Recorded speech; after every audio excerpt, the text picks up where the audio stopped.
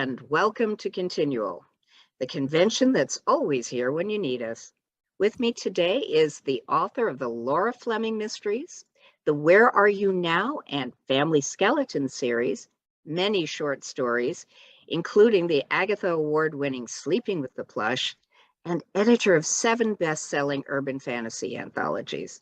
Welcome, Toni Kelner, also known as Leigh Perry. Welcome, Toni. Both of us, thank you for inviting us. We're so glad you're here. When did you first realize you wanted to write? I think I was in junior high school. I was reading so much, and it wasn't so much of I wanted the words and the majesty of the language. I wanted to have adventures. And so I'd read to have my adventures. I'd see adventures on TV. And somewhere in my head, I realized that chances are of a plump, middle school student or junior high school student, whichever school I was in, of actually being able to go on adventures, survive adventures, any of that were pretty limited. But if I wrote them, I could make myself the star of my own adventures. Mm-hmm. And so that's pretty much what started me, was what we would call fanfic today, but there was no such term at the time because I'm old. Not that old, but yeah, I know what you're saying. So, Mary suing yourself, as we all have. I self-inserted like a boss. Mm-hmm, absolutely. Were there any particular books, authors, or TV shows that were particularly inspiring you in this project? Let's see. I did Star Trek stuff. I did Man from U.N.C.L.E. Mm-hmm. and then went classic with Robin Hood. Oh, which version? I just I liked parts of different ones. It was more the Errol Flynn era. I don't think the two BBC editions, I don't think either of them had started yet. They came later. Mm-hmm. Mm-hmm. So it was mostly the kind of Errol Flynn, that kind of Robin Hood. Yeah, they had a TV show in the 50s. Oh, Douglas Irving, yeah. Which was, I think, in syndication forever. Does anybody but us remember syndication? Yeah, I try to explain to the girls why shows always lasted 3 seasons. I said they could go to syndication. What's that? You know what a rerun is? The reruns never end. What, okay, you started with Robin Hood, you started with adventure. What drew you to science fiction and fantasy? That's what I was reading a lot of at the time. When I first started reading, and I started read as soon as I learned to read, and my older sisters liked to play school, so I learned to read early. Mm-hmm. Anything in the house was mine to read. I'm the youngest of 4 girls. My mother was a reader. My father was really a reader. And so I read old Bobbsey Twins and Nancy Drew and Dana Girls and Hardy Boys and Trixie Belden. But it was all mostly mystery or kind of straight historical fiction. But when I was in what grade was it? I guess about 4th or 5th grade, sixth grade. I was in this library and I saw a book called How Spacesuit Will Travel, and I thought, what a funny title. And that was the first science fiction I read, and I just fell in love with it. And I went on there to Heinlein, and then discovered Andre Norton. And both of them had a lot of juveniles in our little library at my school. And I just went to town on science fiction and fantasy, never looked back. And you wrote a lot of it in high school, I take it. Well, I tried to write a lot of it. I don't know that it was pretty bad. I actually submitted a couple of short stories, or one short story, to Isaac Asimov's science fiction magazine. I still have my rejection slip from George Sithers. Oh, wow. That is going back a while. But the point is, you were writing them then. I was writing. Yeah. College was, you didn't go to school for writing, did you, in college, or? I went to the University of North Carolina at Charlotte, which was just our local college. And they didn't really have a writing program, and they didn't really have a technical writing program, which is also kind of what I was interested in. So I thought, well, I'll just major in science and English, and that'll be like majoring in science fiction or tech writing, either way. As it turned out, I got to a certain point. Chemistry was my science, and I got to a certain point. I realized, no, chemistry is not my science. I stuck with the English. So like most people, I switched majors a few times. So yeah, I took all the writing courses that were available as far as creative writing. Mm-hmm. But the degree is just plain English. And all through this, it's still science fiction and fantasy. But Oh yeah. you didn't stay there. You went from science fiction and fantasy. You took a kind of a you took an exit ramp and you wound up in mystery, which goes back to Trixie Belden, Nancy Drew, the Hardy Yeah, Boys. all that But early stuff. what prompted the writerly uh, Well, a diversion to few mystery? years after college, I'd worked a couple of jobs in Charlotte, which is where I grew up. And then my boyfriend was up here in Massachusetts going to school. Mhm. And he finished his undergraduate degree. And he was a year behind me. And I expected him to move home. And he says, well, actually, I think I'm going to get a master's degree. Or first, he did kind of a gap year working in the field of psychology Mhm. as working with a lab with his mentor. And he said, I think I'm going to do a 1-year master's program. I said, okay, I can wait another year. Mhm. I said, okay. And then he got close to finishing that. I said, actually, I think I'm going to go for a PhD. I said, how long does a PhD take? And he said, 4 years, 5 years. I said, all right, I'm moving to Massachusetts. So, which was that was a good field for me in tech, a good area for me to move to with tech writing, lots of opportunities. So I got a job, I moved up here, and I was still trying to write. And I was, I had a writing book that during slow periods at my job, and we did have some periods where I just had nothing to do. So rather than sit there and twiddle my thumbs, I would at least typing, but I was working on fiction. And I started on just kind of a character study piece for a writing book I was working on. But then it gets into psychology. Mhm. I had a friend in North Carolina who called to say, how's things going? I said, oh, it's going well. And she's going, well, great. How's your writing going? I said, I haven't really, with moving in and getting settled in the job, I haven't been very productive. She goes, oh, my friend, should I give her a name? Is she ever going to hear this? We'll call her, we'll call her Tammy. My Oh, friend Tammy has been writing too, and my friend Tammy has finished her book. My friend Tammy is going to be submitting her book to publishers in a couple of weeks. Shame you're not doing well. And I was so mad. She wasn't even bragging on herself. She was bragging on Tammy. Now, I had never met Tammy. This is not Tammy's fault. Don't get me wrong. It was my friend's fault. Friend. So I got really angry. So I thought, I'm going to finish something, because everyone's got stacks of stuff in their cabinet. I thought, no, I'm going to finish something. Gosh darn it. So I went through the pieces that seemed to have some life in it, seemed to have a real voice. And one of them was this character study. mhm. And I thought, well, I kind of like where this is going. It's not science fiction-y or fantasy. I'll kill somebody and make it a mystery. So I did, and that became Laura Fleming, who was the protagonist of my first 8 books. And she's also a fish out of water, isn't she? Just She's like you very were much a at the fish out of time. water, which has really fed into a lot to it. I just do want to add, Tammy never sold her book. Oh, well, it's not Tammy's fault. I'm I very know sorry she for did. it. She's done some other really good work, but she never did sell that book. So, Okay. um, but anyway, yeah, I was writing about a Southerner. I mean, it was a character study, so I'm writing about a Southerner who living in Massachusetts. Oh, how creative that was! And I just kind of stuck with that, and then sent her back south to write about not the area where I lived, which was Charlotte, which was bigger city, but kind of the areas around Hickory and Granite Falls, which are the mill towns of North Carolina, much smaller, where a lot of my mother's people are from. And we'd go there and visit, but I never lived there. And yeah, I was really trying to kind of come to terms with how I fit into a family, because I really, in some ways I am a fish out of water in my own family. I moved north. I'm far more liberal than most of them.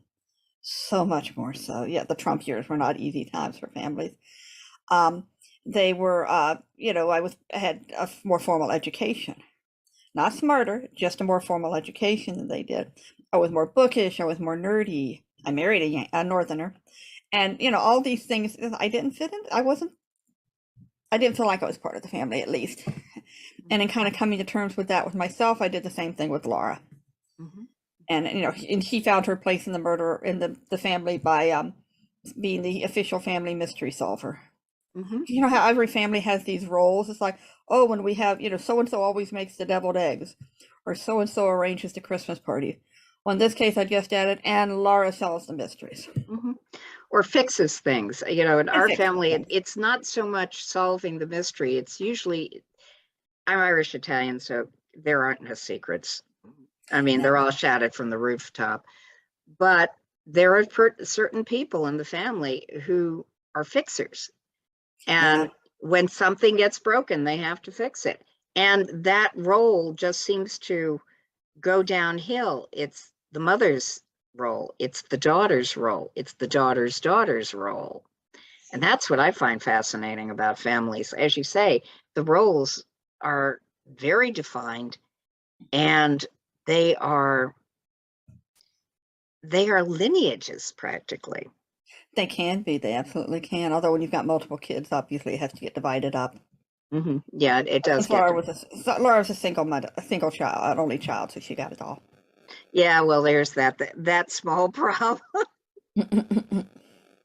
What, we're talking about, you've spanned the East Coast. You're, started in Florida, wound up in North Carolina, then went from there to Boston. And you were not part of the writing tribe in your family, whatever your role was in the family. So that meant you had to get into the writing community somehow. What role did conventions play in your development as a writer and in growing your career? Well, I do have to add, there was another writer in my family. My father was always interested in writing. Ah, I think okay. he was more interested in than actually doing it. And he never published anything. He never even left anything where anyone could read it. So I don't know. But he was always interested. So when I started showing interest in writing, he encouraged me. And my first rejection slip from Isaac Asimov's included a list of recommended writing books. And he got them for me. And this was Oh, before you could go on Amazon or anything like that to buy the books. He had to write the publishers and order them from them one at a time. mhm. And he was the one who started encouraging me to go to conventions. And he would take me to the local science fiction group, which was a group called StarCorps that met monthly in Charlotte. And it was downtown, and I didn't drive because I was still in high school. And he would drive me there once a month, and he'd sit there in the lobby with a stack of books while I had my meetings. And so he encouraged me to start, and that led me into conventions. So it was kind of an indirect route. And then once I started going to conventions and going to panels about writing and, hearing about which magazines to read, like The Writer and Writer's Digest, and then slowly into writers' organizations. Like I joined Mystery Writers of America before I was published, and I think I joined Sisters in Crime beforehand too. Mhm. Yeah, I know I did. Yeah.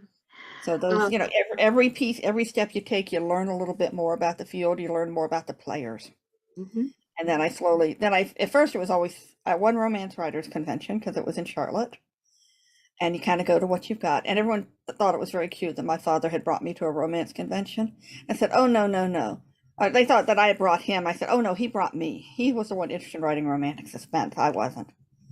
Oh, really? Oh, I'm Yeah. sorry. He never got around to it. No, he did hobbies like that. He did photography for a while. And he passed in August, and there were a bunch of his pictures. Oh. And my one of his photography friends came to the funeral, and my sister was talking to him. He said, yeah, he had the heart of a photographer. He had no talent whatsoever. And we found the stack of photos he'd taken, like at a local park or event, and they were they're fuzzy. He wasn't good at it at all, but it didn't matter. He loved doing it. So he Uh-huh. went through a lot of these hobbies where he loved doing it, and he'd learn about it, and he loved reading about it. Uh-huh. But I mean, he one of the last books because since he was bedridden, Yeah. he would ask me to send him books, which of course, oh yeah, twist my arm to buy a book. And one of the last books he asked for was the new edition of How to Write a Mystery from the Mystery Writers of America. Oh my. So he never gave up. One of the other last books he asked for was How to Become a More Interesting Person. It sounds like he was pretty interesting to I begin said, with. Daddy, I think you've got that nailed, but okay, I'll buy you the book. Yeah. Oh my. Well, I'm sure to a certain extent, he lived through your success as a writer. He was very happy with my success as a writer. being published impressive, but what was really impressive to go to a signing or something with a writer who was better known, and then say, "Oh yes, I know Toni," and would sign books to a friend of Toni's or from a fan of Toni's, and he's like, "Ha ha ha ha!" He was so tickled. Oh, that's so great. That is absolutely so great.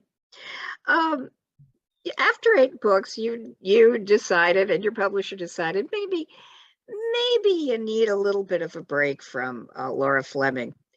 But what was the specific inspiration for Tilda Harper, the intrepid protagonist of, well, I always say that because I used to be a freelancer.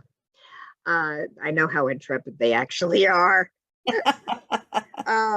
Anyway, the protagonist of the Where Are They Now mysteries, where did she come from? Well, partially I was, my agent recommended to try something very different. And we weren't really intending it to be published as a cozy. We wanted something a little edgier. So I thought, okay, I'm going to try to do the opposite of Laura, because it's so easy when you're writing books to use the same kind of plot devices, the same kinds of characters. It's like, let's shake it up completely. So I set it Massachusetts instead of North Carolina. I made her single. Mhm. I had her have sex with people. I mean, Laura did too, but you never saw it. You heard about it, like, oh, last night something happened. I wonder what it was. And I thought, yeah, I'm going to get into the dark and dirty with Tilda here. And I just wanted to make her a little bit snarkier because Laura was really nice and she was a little snarky, but I wanted to go full on snark. Mm-hmm. So that kind of, and the whole idea of doing Where They Are Now articles just sounded like a lot of fun, because I like reading reading about old TV shows and watching them. And they weren't old when I watched them, but they are now. And this whole kind of, the trivia of the behind the scenes stuff. And I thought it was a great way to have fun with that. Mm-hmm. How did you research Tilda's lifestyle, and what were the particular fandoms that you got to play with and really wanted to? Let's see, lifestyle. Part of it was years ago. Again, my father also interested in writing. He and I went to a how to write articles class, which was run out of this. I don't remember the lady's name. This little old lady's house. Mm-hmm. She would have these classes that would run for about 6 to 8 weeks, and she was mainly teaching people how to write fillers, those little pieces you'd see in Reader's Digest and the newspaper and all. And she was teaching us how to do that. And she talked about how if you want to make a living as writing nonfiction, writing articles, the trick is to write the same article 5 different ways for 5 different markets. You interview someone who owns a cat and rides horses and lives in the country and grows organic fruits. And so you write an article for the horse magazine, you write an article for the cat magazine, you write an article for the organic magazine, you write for the local person made good, you do the same material. I thought, well, that's how it would be. So that's where I kind of got that aspect. As far as working with the magazine, there's a character named Cooper Christian, named Cooper. Yes. Well, we actually know a guy named Chris Cooper, who was a copy editor for Interview magazine. Ah. And one of the first scenes in the first Tilda book is an argument between the 2 of the editors at this magazine she's working with. Mm-hmm. And that is a direct quote from a magazine that Chris heard, an argument that Chris heard between 2 magazine editors, Mm-hmm. which was basically, I don't think I should say that word. I don't know what y'all's, but let's say screw you. No, screw you. No, screw you. And this went on for 10 minutes. It was the entire argument. These were people who worked with words. These were writers. These were editors. And that was their argument. Which I thought was just hilarious. Who can say it loudest? And which word you emphasize the most? So it was hilarious. So I got a few stories from Chris to start me off. Okay.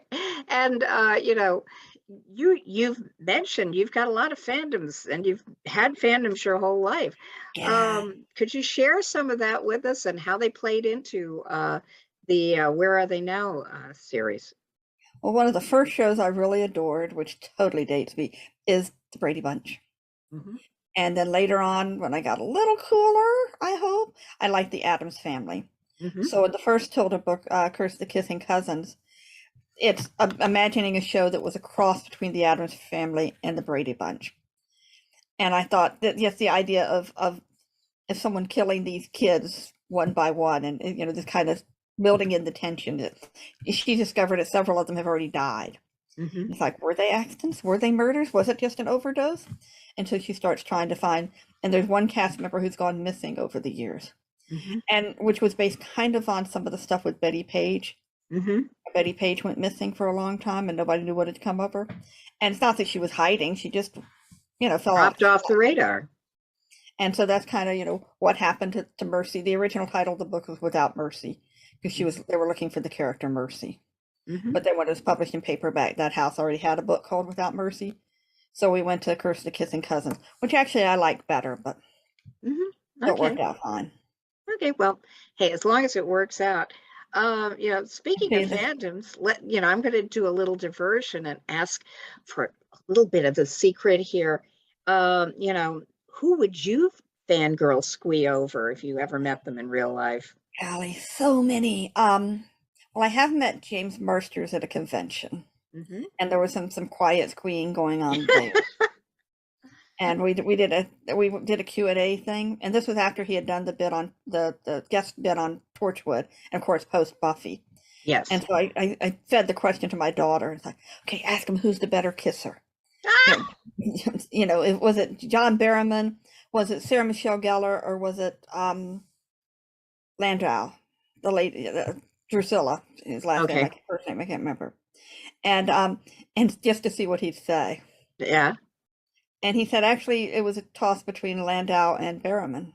Because he said a kiss in this setting is not romantic or sexy. It's very much a technical thing, and also very much based on trust of your other performer. Mm-hmm. You just felt a lot of trust with both of them. Mm-hmm. Mm-hmm. So I did. So I squeed. I would totally squee if I met John Barrowman. I got to tell you. Let's see. There's so many. To whom I watch. And some of them I've realized I'm in love with the characters. Mm-hmm. I love Aragorn. I love Legolas, but I don't know that I have any interest in either actor. Yeah, those are the ones would definitely. But if I can meet the character, yeah. Cumberbatch, and also Johnny Lee Miller for my Sherlock Holmes fix. Ah, yes, indeed. Okay, how did you get from there into the anthology business? Oh, I was drafted. Okay. Tell us a little bit about that. Well, Charlaine Harris was writing the Sookie Stackhouse books, which were doing okay. And Martin Greenberg, who used to run Techno Books, which was the book packaging company that did most of the genre anthologies around, or had a hand in helping put those together. They were great at it. They said, hey, Charlaine, why don't you do a vampire anthology? She said, well, I don't do any editing. I've never done that. Yeah, you'll pick it up. It'll be fine. It's like, I just don't, can I get a co-editor to help me? And they're like, sure, that'll be fine. We don't care. Like, is Toni Kelner all right? Yeah, sure. We don't care. Mm-hmm. And because she and I had been beta reading each other's stuff for a while at that point. We were a 3-person beta reader group with Dana Cameron, another mystery science fiction writer. And so she said, let's try this. And we just had so much fun. The first one was just a blast. It did better than they expected. Mm-hmm. The second, so they gave us a contract for another, and it did even better. Mm-hmm. So then they started doing 2 at a time, and it was like, the anthology market is not what it was at that time, but we had a great time when we were doing them. Mm-hmm. It was like Christmas. We'd write notes to people we really admired that we were invitation only anthologies, because we felt if we read slush, it would be hard. Overwhelming. It'd be overwhelming, and also we'd be turning down people we like. We both know enough people in the field. We didn't want to do that, so we did invite only. And so we'd write people whose work we really admired, thinking, they'll probably say no. They said yes. It was just every time we get another email from someone, we would just celebrate. It was so much fun. Mm-hmm. Yeah, I know. And we found out that we're not bad editors, because we sometimes with those anthologies, the Techno would do the kind of the light editing stuff, and the person would just select the stories, but we didn't know we weren't supposed to, so we did it. Well, it made for better anthologies, and you wound up on the New York Times bestseller list. So obviously we're doing something right. At that time, no other original anthology had ever hit the New York Times, not in the top 10. Yeah, it debuted at number 8, I believe. Yep, that was Death, Sex, and Vacation, which just happened while I was on vacation, as a matter of fact. It was in England, so the time sense was off. So my whole family was asleep. I'm on the computer in the dark thing, trying to find out if the list was out. Yeah, because we had hints that we were going to hit it, but we weren't sure, weren't sure until it was released. Wow, that's great. And then of course you woke up all your family and started yelling. I just woke up my husband, and he's like, "See, we made the list." All right. Fine. I didn't wake up the girls. I was a good mama. Oh, you were. Oh, I trust the trip to England gave you lots of inspiration for things. So much fun. That was actually one of my other big fandoms. We took a Doctor Who tour of Cardiff. Oh, that's lovely. Yes. And you probably did a Torchwood tour as well, or was It's all combined. We have a picture of ourselves in front of that thing the elevator for Torchwood. Yes. And Doll Plaza. We've got a picture of ourselves standing in front of it. Cool. We geeked out like you would not believe. Oh, I believe it. Believe me. I believe it. But then again, nerd here. Okay. Yeah. Did working on the anthologies inspire you to inject more fantastical elements into other areas of your fiction? I see where you're going with this. I'm not subtle at all. This bone connected to the other bone. Yes and no. I had the idea of doing a paranormal cozy series because there were a lot of paranormal cozy series, and my editor said they were doing pretty well, and I thought it would be fun to do one. Mm-hmm. And I started to think of what kind of spin I could take on it. Mm-hmm. And one of my best friends in the whole world is Charlaine Harris. I'm not touching vampires. No, not for a series. No, I can't touch that. Dana was doing werewolves, so nope, not werewolves. So like wizards, okay, Jim Butcher's doing that. Angels, nope, someone's doing that. It's actually 2 people are doing angels. Ghosts, yep, lots of those. Ghost cats, yep. Witches, yep. Witch cats, yep. All the normal things seem to be taken. And so some weird little voice in my head said, how about a skeleton? No one's done a skeleton mystery. Yeah, no one's done that. Mm-hmm. Yeah, there's a reason for that. It's weird. But that's...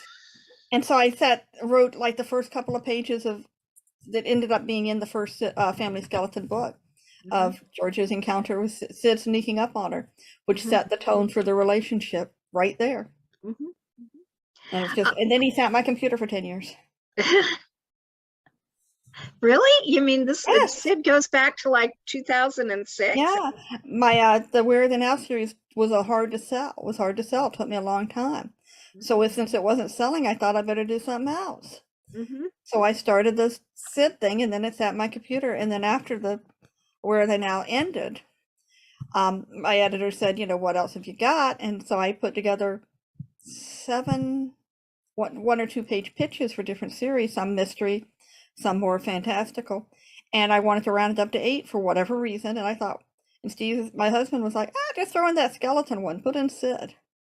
And he and I and the girls have been making Sid jokes all these years.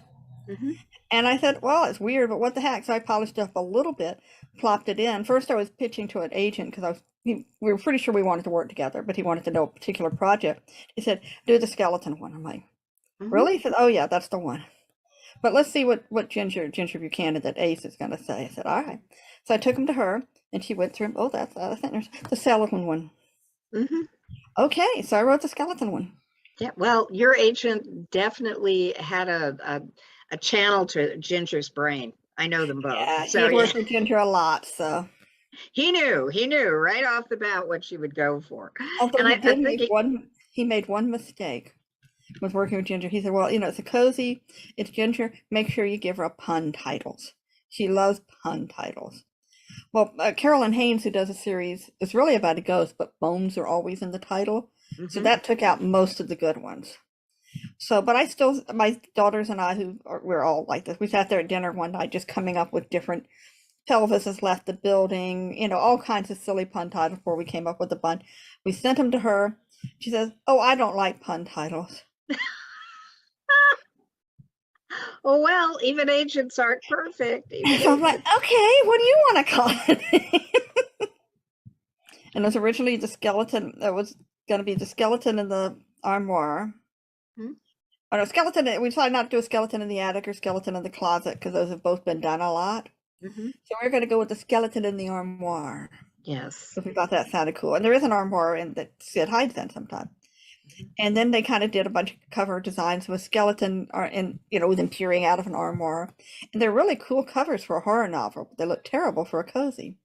Mm-hmm. So finally we came up with this other one, and it's him sitting at a couch watching TV, the dog bringing the control.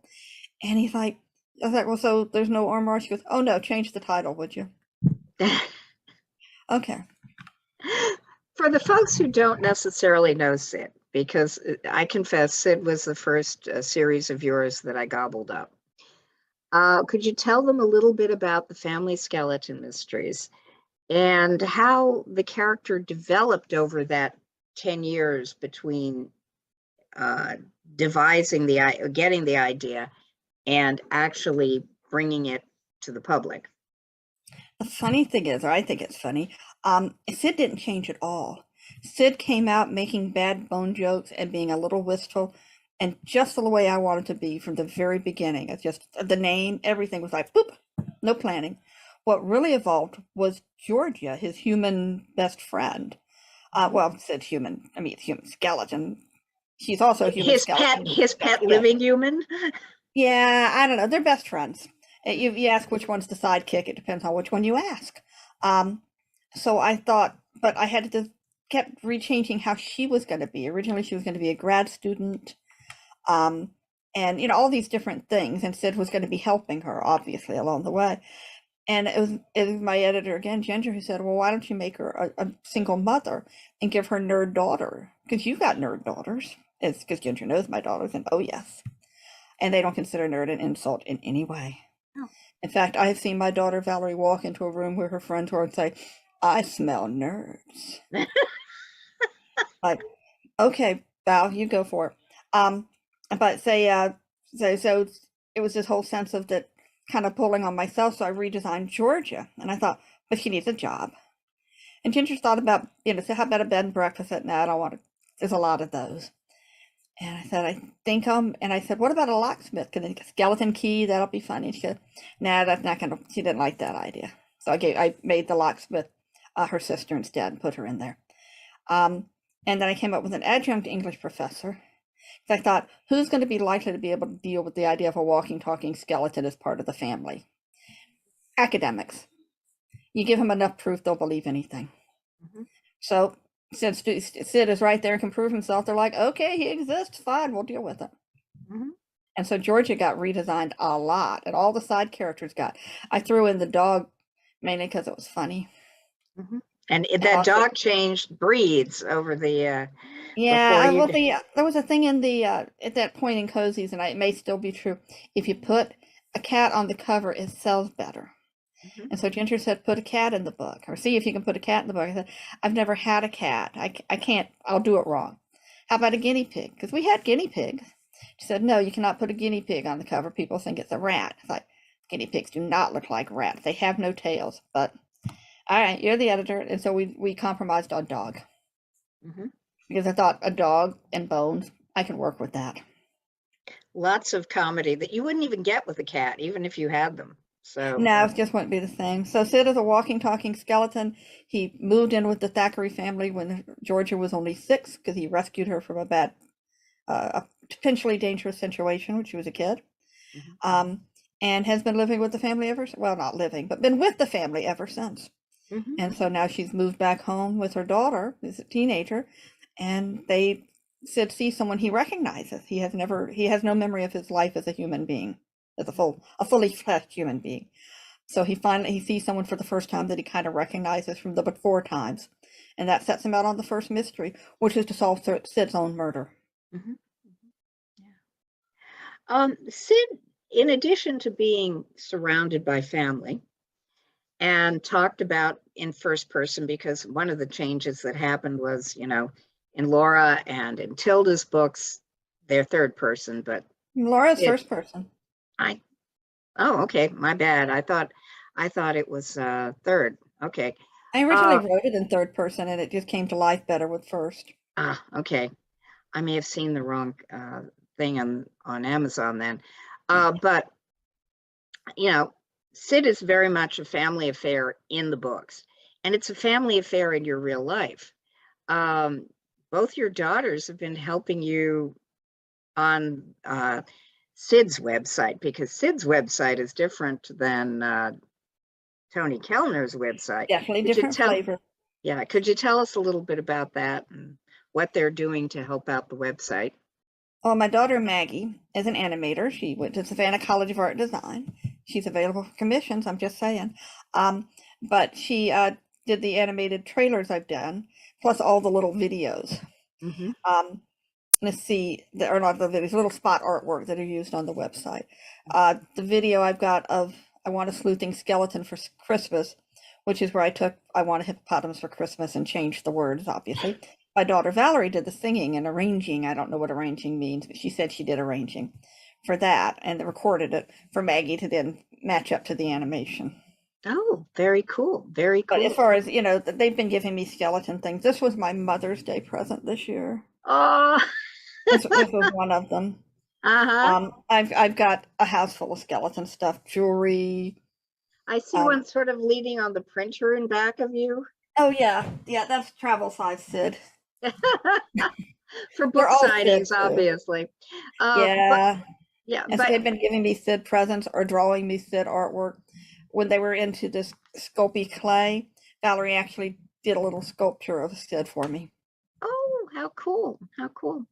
But albeit it's a family thing, Sid came out under a not quite pen name.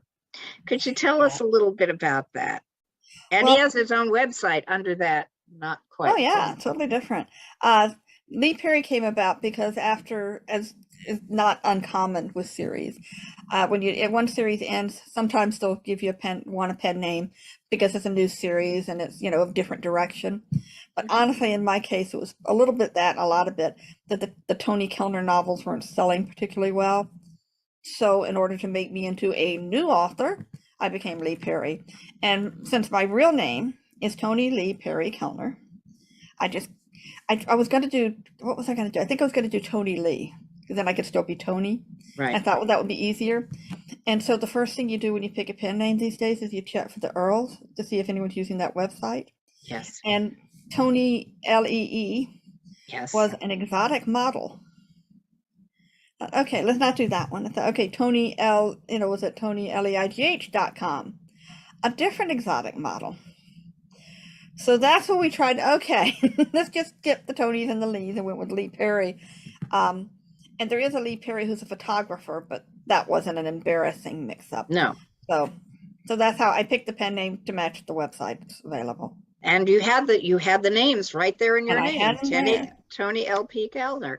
If I switch again, I don't know, maybe I'll be Perry Lee. I don't know. Yeah. Each of your series has a pretty distinct voice. You know, you mentioned that Sid appeared fully formed, but Georgia had to be worked on. Was that the same process for your other series, or did they spring fully formed and go, hi, this is how I talk? Laura was pretty forward from the Laura Fleming, because she was, a self-insert, honestly. She was a Southerner living in Massachusetts and working in the tech industry with an academic for a husband and a large family. Although everyone describes Laura's Fleming as large and eccentric, and I don't know why, because they're based on my family. And how eccentric can they be? Tilda took a little bit more doing, and I kept, I had the plot idea, but it wasn't until I could hear what Tilda's voice sounded like in my head that I could actually write about her. And kind of the same with Georgia, which she was a similar personality when she was a grad student, but I had to finagle with her until I could hear. It sounds really, but until I kind of can hear her in my head talking, then I can't write them. That's even true of my short stories. How hard is it to flip between short and long for you? Or is it each one you run towards going, oh, good, I get to do you now? I enjoy them both equally. I found that while a short story is it's kind of satisfying because you can do it so much faster. The editing, you do a novel, and it's like it's a marathon, and a short story is a sprint. The only problem is that I have to kind of take a dead period after any time I finish something. And the wait time for a short story isn't much shorter than that from a novel for some reason. Because I guess, I don't know, maybe they're more intense for me. But yeah, no, I like writing them both. The only, honest to me, the only problem with the short story writing is that the market's not very good. Well, it's never been very good, I think. Yeah. You know, there was a time where you had to be really, really prolific and put out several short stories a month, but you could live off of that. I mean, it was a long time ago, but yeah, not anymore. Most of the Well, markets pay very, very little, which is a shame. yeah, Good stuff. the pro market rates for fiction versus the pro market rates for nonfiction, there's no comparison. They expect you to live on nonfiction, not on fiction. And Absolutely. with the web, even those rates have plummeted because everybody wants to write. Speaking of which, how you make a living at this, what role does working with do the writing organizations and the awards they present, how do they help a writer, or do they? It's a toughie. It's not an easy. They don't always help because I've gone back and looked at. I remember the guy who won Best First the first year I went to the Edgars, which was. My daughter's 27. She wasn't born yet, so 27, 28 years ago. And I remember the guy who won Best First, and everyone said how wonderful his first novel was. It was great. It was the start, and he totally disappeared. I don't know if he ever published again. So obviously, winning an Edgar isn't necessarily a career builder, which is kind of surprising. Where I think they matter is they help you get notice from your peers. They help you, and sometimes that includes editors who might not have known your work. It includes people who are thinking, I'm putting together an anthology. I really like that book. I think I'll invite him to do a story. So that kind of networking opportunity is hard to quantify, but it's definitely there because people hear about you and they start to hear your name more, which is, leads to, I'm in the bookstore. Oh yeah, I think I'll take a look at that.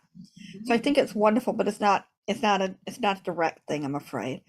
As far as joining the organization, and something that's hard to calculate, but is really important, is it makes you feel good. It feels like someone's reading your books. And honestly, we need that. We need that ego boost of being nominated, of winning, either way, just to know that someone thinks we're excellent. Mm-hmm. Oh, yeah. Writing organizations can be the same. You can do incredible networking. And then you can also get mixed up into battles and flame wars and spend more time working for the organization than working on your work. So, Yeah, I understand what you're saying. I really do. I learned so much from going to the local Mystery Writers of American Sisters in Crime, from simple things like, okay, I was looking for an agent, and I was sending out, a letter and waiting for the response, and there'd be a no, and I'd send out another letter. And I was at dinner after a meeting with including Susan Conant, who writes dog mysteries. She's really sweet, and the books are great. And we're reading these books, and I said, yeah, I'm sending it. It takes so long. She goes, well, you don't have to just send one at a time. It's like, what? Send a dozen, send 2 dozen at a time. Yeah. And she's like, my God, she's right. And it was such a silly thing, but me as an outsider didn't, thought there were rules and thought that was against the rules. She's like, nope, no rules. Mm-hmm. If you have to wait for them, they can deal with multiple submissions. Yep. She's right. And it made a huge difference. Mm-hmm. Yeah. Exactly. Well, it's sort of like doctors. Doctors don't learn from their professors. They learn in residency from their peers. Yeah. Actually, one of the really valuable things that when I went to writers convention, I met Charlaine. And we became friends, and then we started, proofing each other's books and beta reading each other's books. And then I started doing these anthologies, which got me attention and money, and you don't know that the person you meet sitting next to at lunch is going to help you at an event or whatever, but they might. Oh yeah. And nothing else, you've made a good friend who knows what you're going through. Yeah, that's really a big thing. At least it is for me. Yeah. What are you working on now? I'm working kind of on 2 projects. One is mostly mental, and one I'm trying to get written. I'm trying to write a 7th family skeleton mystery. It's been very slow going. As far as I can tell, about half of writers were spurred on to incredible speeds for the pandemic because they were home and had nothing else to do. And others of us, the stress just put us over, and I'm unfortunately on the stress side. I had a short story. I wrote one short story, a family skeleton short story, the first one, and it's going to be an Ellery Queen mystery magazine in the fall. Oh, great.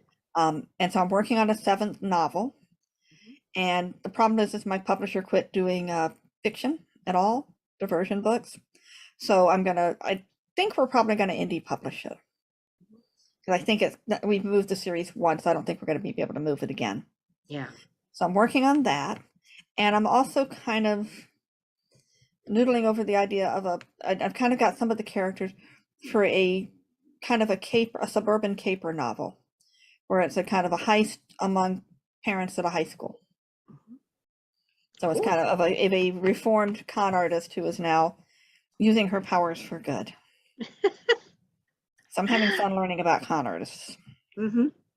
Yes, it would be nice to have a con artist using their powers for good. We get them in Leverage, but we don't often I'm definitely get them inspired by Leverage, which I just adore that show. Yeah. Did you see Leverage Redemption? Of course. Yes. The women are in charge there. Noah Wiley may be heading the cast list, but he ain't in charge. No.